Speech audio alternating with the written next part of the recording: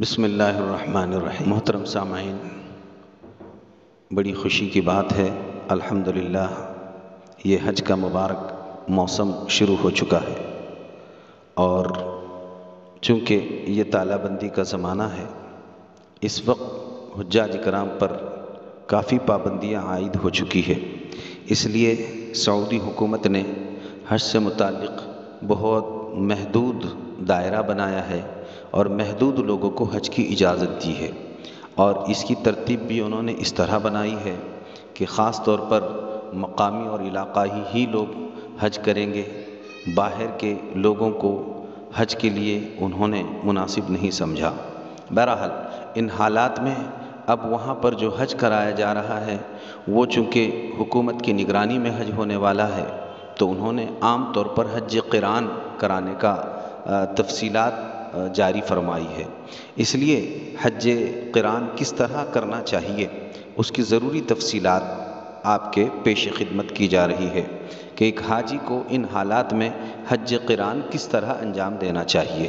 غور سے سنیے اور اس کا تفصیلی طریقہ کچھ آپ کی گوش گزار کیا جا رہا ہے۔ محترم حضرات، جب آپ اپنے گھر سے چلیں تو پہلے ہی آپ اپنی مکمل طور پر تیاری سے چلیں۔ اپنے ساتھ 2 سے 3 احرام کی چادریں اپنے پاس رکھیں اور 2 سے 3 کپڑے کی جوڑی آپ اپنے پاس رکھیں۔ اپنے یہاں سے مکمل طور پر غسل وغیرہ مکمل صفائی کے ساتھ چلیں۔ جب آپ اپنی میقات پر جائیں تو ظاہر ہے کہ جہاں جہاں سے میقات ہے، میقات سے ہی یہ احرام کی پابندیاں شروع ہو جاتی ہے اور احرام باندھنا واجب ہو جاتا ہے۔ اس لیے جب آپ اپنی میقات پر پہنچے تو میقات پر پہنچنے کے بعد آپ جب مسجد میں داخل ہوں، سنت کے مطابق آپ مسجد میں پہلے سیدھا قدم رکھ کر مسجد میں داخل ہوں۔ وہاں پر آپ اپنا سامان وغیرہ رکھنے کے بعد اللہ تعالیٰ مقدر فرما دے، موقع دے دیں مزید، تو آپ وہاں پر غسل فرما لیجئے، اور اگر غسل کا موقع نہ ہو تو وضو کر لیجئے۔ وضو کرنے کے بعد آپ 2 چادریں پہن لیجئے، ایک چادر نیچے بطور تہبند کے اور دوسری چادر اوپر بطور چادر کے آپ اپنے بدن پر ڈال لیجئے۔ آپ اچھی طرح سمجھ لیجئے کہ احرام جب شروع ہو جاتا ہے تو احرام میں یہ 3 چیزوں کا بطور خاص خیال کیا جاتا ہے۔ صرف بدن پر 2 ہی چادریں رہیں، بنیان انڈر ویئر نہیں پہن سکتے، اس قسم کی ساری چیزوں کو اپنے بدن سے علیحدہ کیا جائے، اور اپنے پاس جو ہے البتہ جو بیلٹ ہے چاہے وہ سلا ہوا ہو اس کو باندھا جا سکتا ہے، اور اسی طرح سے اگر کوئی بیگ وغیرہ آپ کے پاس سلی ہوئی ہے رکھی جا سکتی ہے، اس میں کوئی حرج نہیں ہے۔ لیکن آپ سنیے کہ احرام میں بے سلی 2 چادریں پہننا چاہیے، دوسرے نیت کرنا چاہیے، اور تیسرے تلبیہ پڑھنا چاہیے۔ الحمدللہ آپ نے بغیر سلی ہوئی 2 چادریں پہن لی۔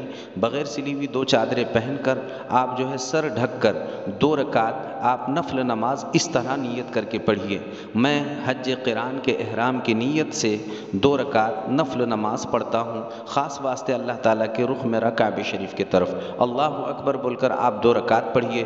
پہلی رکعت میں سورہ قل یا ایھا الکافرون اور دوسری رکعت میں قل ھو اللہ احد آپ یہ پڑھ لیجئے۔ یہ پڑھنے کے بعد 2 رکعت آپ مکمل کر لیجئے۔ جیسے ہی آپ نے سلام پھیر لیا، اپنے سر سے چادر کو ہٹا لیجئے، اور سر سے چادر کو ہٹا کر اب آپ اللہ رب العالمین سے دعا میں لگ جائیے۔ پہلے آپ نیت کر لیجئے۔ نیت آپ اس طرح سے کریں گے: اے اللہ، میں حج قران کا احرام باندھتا ہوں، آپ اس کو میرے لیے قبول فرما، آسان فرما۔ عربی میں اگر آپ دعا پڑھیں تو اس طرح دعا کر سکتے ہیں: اللہم انی ارید الحج فیسرہما لی وتقبلہما منی، یعنی اے اللہ میں حج اور عمرے کا ایک ساتھ ارادہ کرتا ہوں، ان دونوں کو آپ میرے حق میں آسان فرمائیے اور ان دونوں کو میرے جانب سے قبول فرما لیجئے۔ اس طرح آپ نے حج قران کی یہ نیت کر لی۔ نیت کرتے ہی 3 مرتبہ آپ تلبیہ پڑھیے: لبیک اللہم لبیک، لبیک لا شریک لک لبیک، ان الحمد والنعمت لک والملک لا شریک لک۔ یہ 3 مرتبہ آپ تلبیہ پڑھ لیجئے۔ آپ نے بغیر سلی ہوئی 2 چادریں پہن لی، اس کے بعد نماز کے پڑھ کر نیت کر لی، نیت کے بعد تلبیہ پڑھ لیا، آپ کا احرام شروع ہو گیا۔ اب آپ یہ احرام میں آپ پر چند پابندیاں عائد ہوتی ہے۔ بطور خاص یہ 3 پابندیاں آپ پر رہیں گی کہ حالت احرام میں کسی قسم کی کوئی خوشبو استعمال نہیں کرنا چاہیے، لہٰذا آپ حالت احرام میں کوئی عطر وغیرہ استعمال نہیں کر سکتے، خوشبودار تیل استعمال نہیں کر سکتے، کوئی صابن استعمال نہیں کر سکتے، ٹوتھ پیسٹ استعمال نہیں کر سکتے، جھینڈو بام استعمال نہیں کر سکتے۔ اس طرح کی جتنی چیزوں میں خوشبو آتی ہے ایسی چیزوں کو آپ استعمال نہیں کر سکتے۔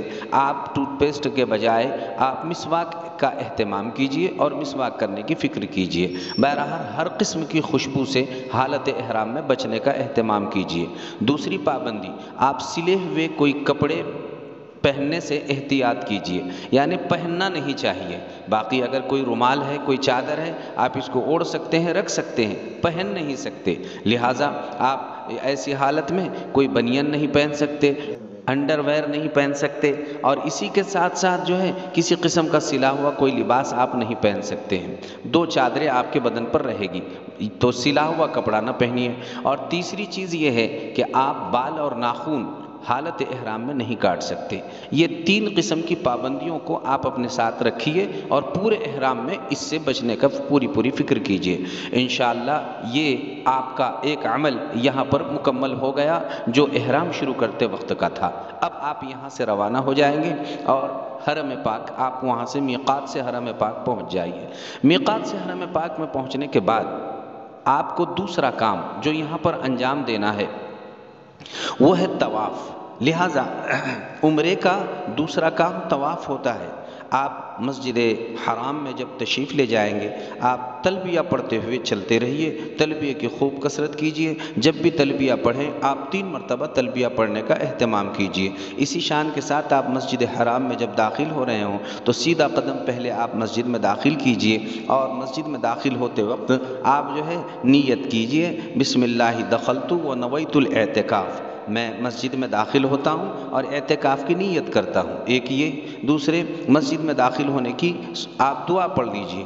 آپ مسجد میں داخل ہونے کی دعا، اللہم افتح لی ابواب رحمتک، مسجد میں داخل ہو گئے، تلبیہ پڑھتے ہوئے آپ چلتے رہیے۔ جیسے ہی خانہ کعبہ پر آپ کی نگاہ پڑے تو نگاہ پڑتے ہی آپ جو ہے اپنے دونوں ہاتھوں کو اٹھا کر اللہ کے دربار میں اپنی دل کی مرادیں پیش کیجئے اور خوب اللہ رب العالمین سے گڑ گڑا کر مانگنے کا اہتمام کیجئے۔ اس وقت کی دعائیں بہت قبول ہوتی ہے۔ آپ اللہ رب العالمین سے وہاں پر جب دعا مانگ رہے ہوں تو ان دعاؤں میں بطور خاص آپ یہ کہیے، اے اللہ میں جب بھی اور جو بھی اور جہاں بھی آپ سے جائز دعائیں مانگوں میری وہ ساری دعاؤں کو قبول فرمائیے۔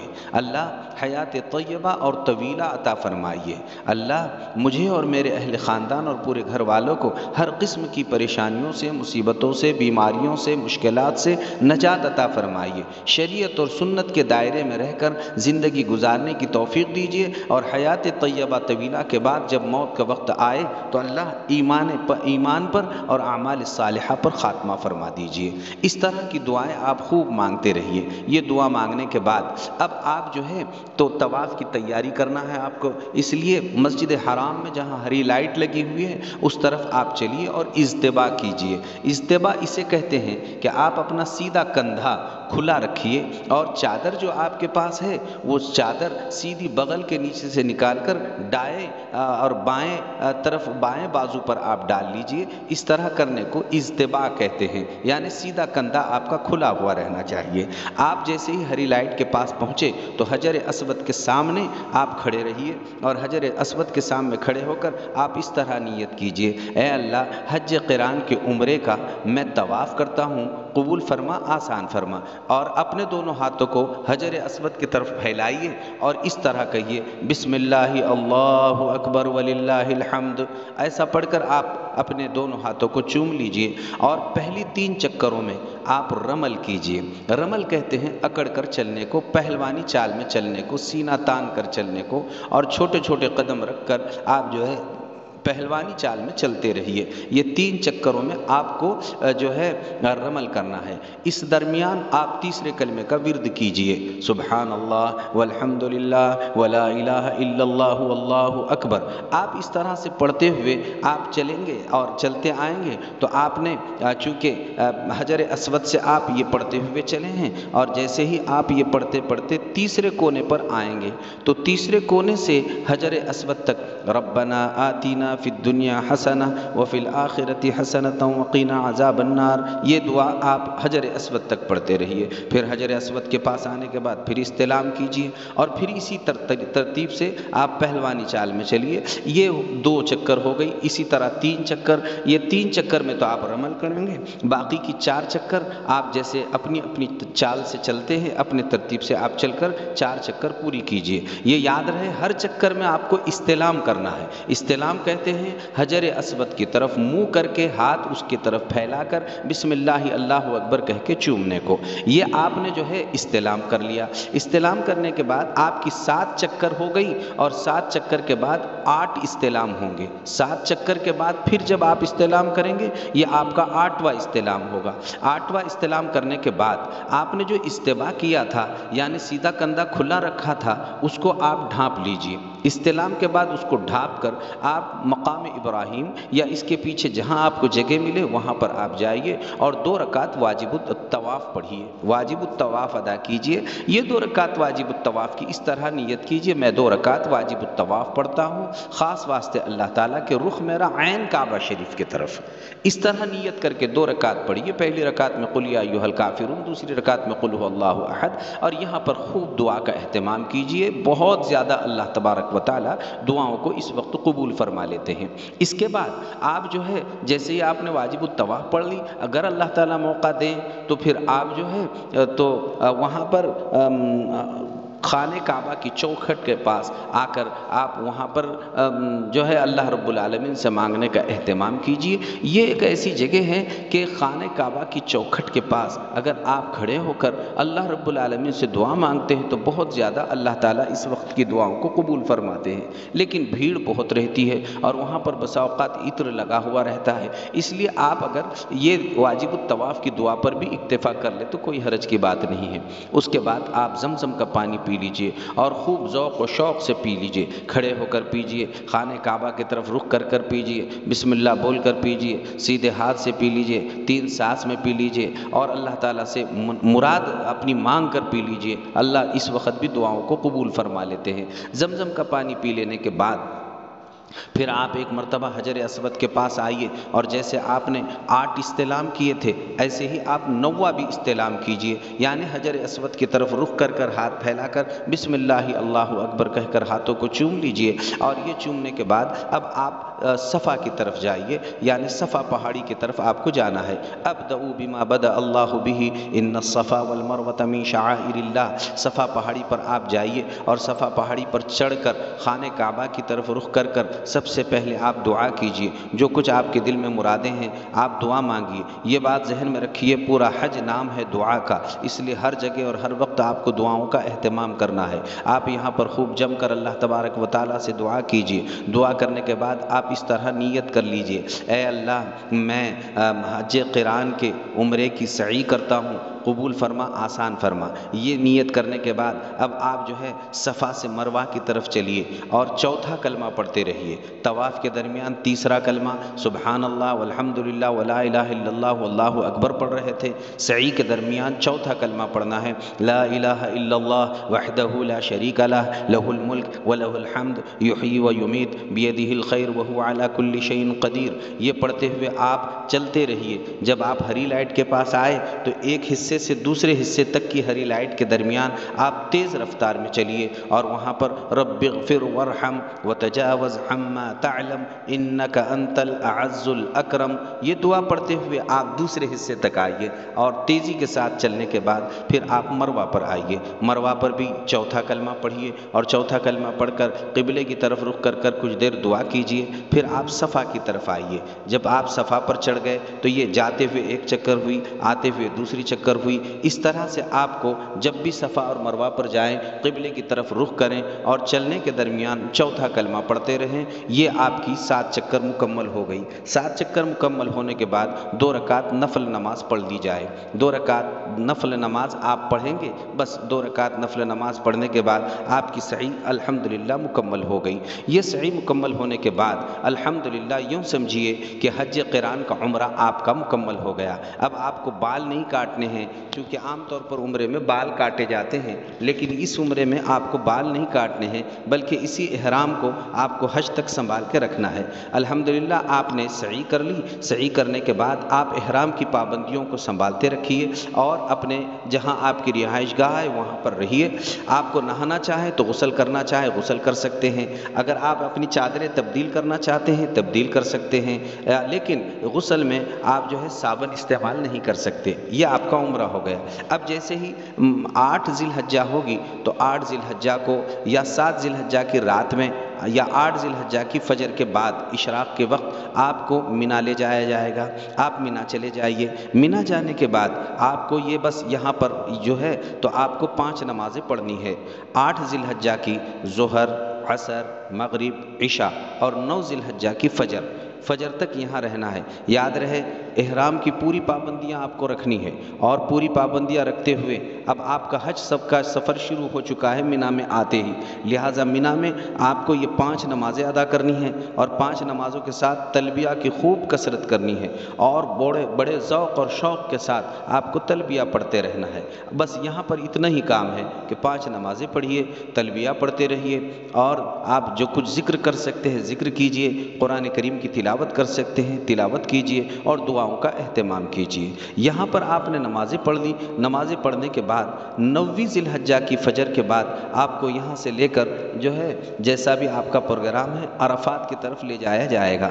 عرفات کا وقت شروع ہوتا، اب یہ دیکھیے عرفات کا وقت شروع ہوتا ہے زوال کے بعد۔ جب ظہر کا وقت شروع ہوتا ہے عرفات کا وقت بھی شروع ہو جاتا ہے۔ جب تک وہاں پر کوئی کام نہیں ہے آپ تلبیہ پڑھتے رہیے، احرام کو سنبھالتے رہیے، اور آرام کرنا ہے آرام کر لیجئے، کھانا کھانا ہے کھانا کھا لیجئے، ضروریات سے فارغ ہونا ہے ضروریات سے فارغ ہو جائیے، اور عرفات کے میدان میں جیسے ہی ظہر کا وقت شروع ہو جائے آپ کے زندگی کا سب سے قیمتی دن آپ کا شروع ہو گیا ہے۔ اس سے زیادہ قیمتی وقت اور دن آپ کو نہ اس سے پہلے کبھی ملا نہ اس کے بعد کبھی مل سکتا ہے، اس لیے اس کا خصوصی طور پر اہتمام کیجئے اور یہ وقت کو بچائے رکھیے کہ اس کا خصوصی طور پر التزام اور اہتمام آپ کو کرنا ہے۔ بہرحال عرفات کے میدان میں آپ کیا عمل کریں گے؟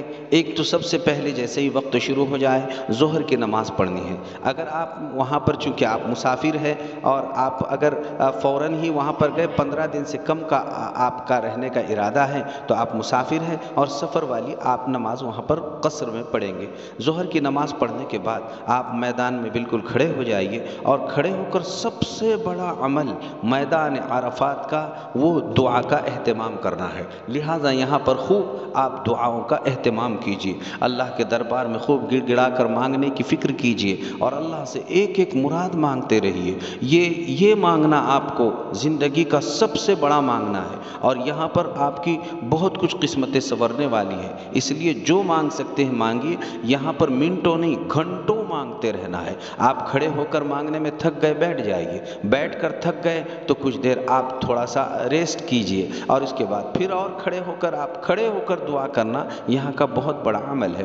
بہرحال آپ نے خوب دعائیں کی، اللہ تبارک و تعالیٰ سے مانگنے کا آپ نے خصوصی طور پر اہتمام کیا۔ پیارے رسول صلی اللہ علیہ وسلم نے فرمایا میدان عرفات میں میری دعا اور مجھ سے پہلے انبیاء علیہ السلام کی دعا یہ تھی، لا الہ الا اللہ وحدہ لا شریک لہ لہ الملک و لہ الحمد یحیی و یمیت بیدہ الخیر وہو علی کل شیء قدیر۔ لہٰذا آپ بھی کثرت سے یہ کلمہ پڑھ لیجئے، دعاؤں کا اہتمام کیجئے، بچے وقت میں قرآن کریم کی تلاوت کیجئے۔ بہرحال ذکر، دعا، تلاوت میں آپ کا یہ پورا وقت گزرنا چاہیے۔ انشاءاللہ آپ عصر تک اور بلکہ غروب آفتاب تک میدان عرفات میں انہی معمولات میں لگے رہیں گے، لہٰذا یہ معمولات کرنے کے بعد آپ کو یہاں سے جو ہے اب آپ کا سفر آگے شروع ہو رہا ہے مزدلفہ کے لیے۔ غروب آفتاب کے بعد آپ چلیں گے۔ جب آپ چلنے لگے تو آپ کو یہ بات یاد ہونی چاہیے کہ اللہ تبارک و تعالیٰ نے آپ کو بہت بڑی دولت سے نوازا ہے، زندگی کا بہت بڑا فریضہ آپ کا ادا ہو چکا ہے،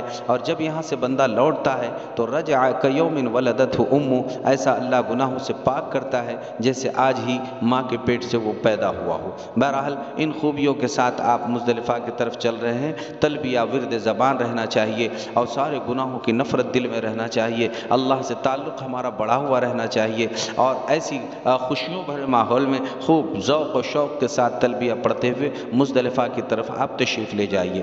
مزدلفہ میں جب آپ جائیں تو اب آپ کو مغرب کی نماز یہاں راستے میں کہیں نہیں پڑھنی ہے۔ عرفات میں آپ نے ظہر کی نماز اور عصر کی نماز ادا کر لی ہے۔ اب ظہر کی نماز اور عصر کی نماز ادا کرنے کے بعد آپ جو ہے آپ مزدلفہ کی طرف جائیں گے، اور راستے میں مغرب کا وقت ہو بھی گیا تو مغرب کی نماز نہیں پڑھنی ہے، تلبیہ پڑھتے ہوئے مزدلفہ پہنچنا ہے۔ مزدلفہ آپ رات میں جب بھی پہنچے تو وہاں پہنچتے ہی اذان دیجئے، اذان دینے کے بعد پہلے مغرب کی نماز پڑھیے، مغرب کی نماز پڑھنے کے بعد آپ عشاء کی نماز بھی پڑھ لیجئے۔ وہ البتہ یہاں ایک بات ہے، جمع بین الصلاتین، یعنی عشاء کے وقت میں مغرب کی نماز بھی آپ کو مزدلفہ میں ایک ساتھ پڑھنی ہے، لہٰذا عشاء کے وقت میں مغرب کی نماز آپ پڑھیں گے اس طرح سے کہ پہلے 3 رکعت مغرب کی نماز، پھر آپ جو ہے عشاء کی نماز ادا کریں گے، عشاء کی نماز کے بعد پھر پہلے 2 رکعت مغرب کے بعد کی سنت، پھر 2 رکعت عشاء کے بعد کی سنت، پھر واجب الوتر، اور اس کے بعد آپ دعاؤں کا اہتمام کیجئے۔ دن بھر کے آپ تھکے ماندے ہیں، لہٰذا یہاں کچھ دیر آرام کرنا چاہیں تو آپ آرام کیجئے، لیکن رات میں جلدی اٹھنے کا اہتمام کیجئے۔ اگر تہجد کی نماز نصیب ہو گئی تو بہت اچھی بات ہے۔ بہرحال جلدی سے اٹھیے اور اٹھتے ہی وضو وغیرہ بنانے کے بعد تلبیہ کا اہتمام کیجئے مزدلفہ میں بھی، اور پھر فجر کی نماز باجماعت پڑھنے کا اہتمام کیجئے۔ فجر کی نماز کے بعد سے یہاں پر یعنی مزدلفہ کا وقت شروع ہو جاتا ہے، اسے کہتے ہیں وقوف مزدلفہ، یعنی مزدلفہ کے میدان میں آپ قبلہ رخ کھڑے ہو جائیے، اور قبلہ رخ کھڑے ہو کر اب یہاں پر بھی دعاؤں کا اہتمام کیجئے۔ کہتے ہیں کہ مزدلفہ کا میدان عرفات سے بچا کچا لینے کی بڑی جگہ ہے، لہٰذا جو کچھ وہاں پر مانگا یا چھوٹا اب یہاں پر مانگ لیجئے۔ مزدلفہ میں بھی دعاؤں کا اہتمام خوب کرنا چاہیے، سورج طلوع ہونے تک یہاں پر دعاؤں میں لگے رہنا چاہیے۔ یہ مزدلفہ کا عمل ہے کہ یہاں پر بھی آپ نے خوب دعائیں کی، اور یہاں پر آپ نے ذکر اللہ کیا، یہاں پر آپ نے تلاوت کر لی۔ اب یہ جیسے ہی آپ کے معمول ختم ہو گئے تو جیسے ہی اشراق کا وقت ہونے لگے، یعنی صبح میں صبح صادق سے اشراق تک کا یہاں کا وقت تھا وہ مکمل ہو گیا۔ اب آپ 70 کنکریاں اپنے ساتھ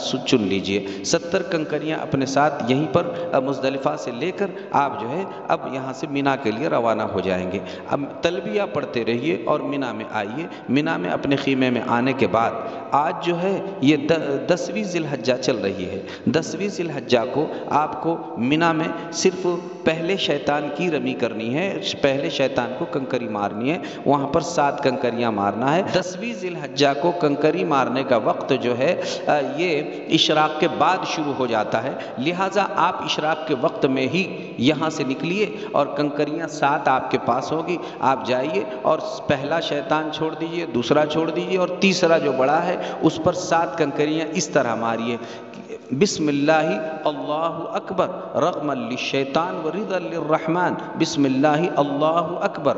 آپ اس طرح نیت کر کے بسم اللہ اللہ اکبر کہہ کے ہر کنکری پر بسم اللہ اللہ اکبر کہیے، اور 7 کنکریاں ماریے۔ 7 کنکریاں مار کر آپ اپنے خیمے میں واپس تشریف لائیے۔ یہاں آنے کے بعد اب آپ کو جو ہے تو قربانی کرنی ہے۔ ظاہر ہے کہ آپ حج قران کر رہے ہیں، تو حج قران کے لیے جو بھی آپ کی قربانی کی ترتیب بنی ہے آپ اپنی قربانی کی ترتیب کے مطابق قربانی کیجئے اور قربانی انجام دیجئے۔ اگر جا کر سکتے ہیں جا کے کیجئے، کسی ساتھی کو پابند کر سکتے ہیں پابند کرا دیجئے۔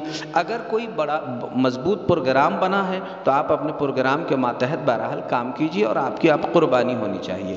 قربانی ہونے کے بعد آپ کو حلق کرنا ہے، یعنی اپنے سر کے بال جو ہے منڈانا ہے، لہٰذا آپ جو ہے اپنے سر کے بال منڈا لیجئے۔ اب سر کے بال آپ منڈا لیجئے، سر کے بال منڈانے کے بعد آپ سلے ہوئے کپڑے اب پہن سکتے ہیں۔ الحمدللہ آپ کا حج ہو گیا، قربانی بھی ہو گئی اور حلق بھی ہو گیا۔ حلق کے بعد آپ جو ہے سلے ہوئے کپڑے پہن سکتے ہیں، لہٰذا آپ سلے ہوئے کپڑے پہن لیجئے، اور سلے ہوئے کپڑے پہن کر اب آپ جو ہے خانہ کعبہ میں مکۃ المکرمہ میں خانہ کعبہ میں روانہ ہو جائیے، اور اب آپ کو جو ہے حج کا تیسرا فرض ادا کرنا ہے، وہ ہے طواف زیارت۔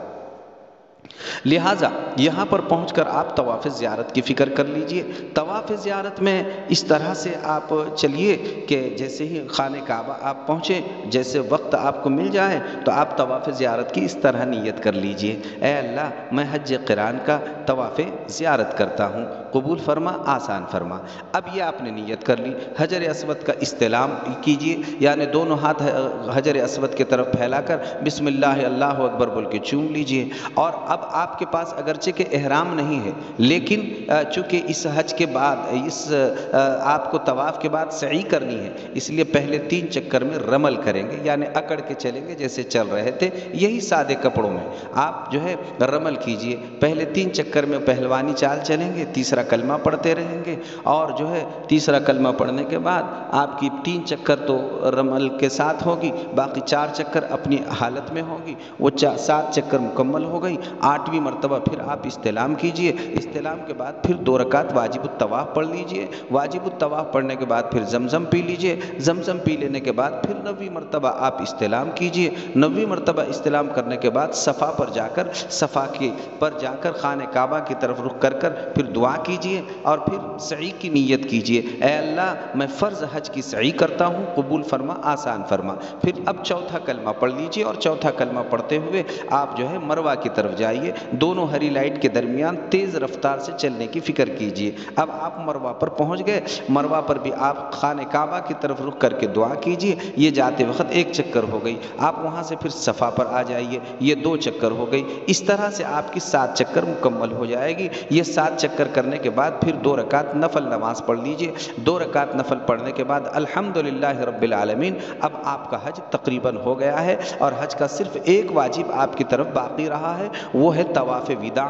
اس کو آخر میں انجام دینا ہے۔ اب آپ یہاں سے پھر مینا کے لیے چلے جائیں گے، مینا جائیے، اور مینا میں 11 ذی الحجہ کا وقت جو ہے، 11 ذی الحجہ میں رمی کرنے کا وقت، یعنی شیطانوں کو کنکری مارنے کا وقت زوال کے بعد شروع ہوتا ہے۔ 11 اور 12 تاریخ کو آپ زوال کے بعد کنکری ماریں گے، لہٰذا 11 ذی الحجہ کو زوال تک یعنی ظہر کے وقت تک انتظار کیجئے۔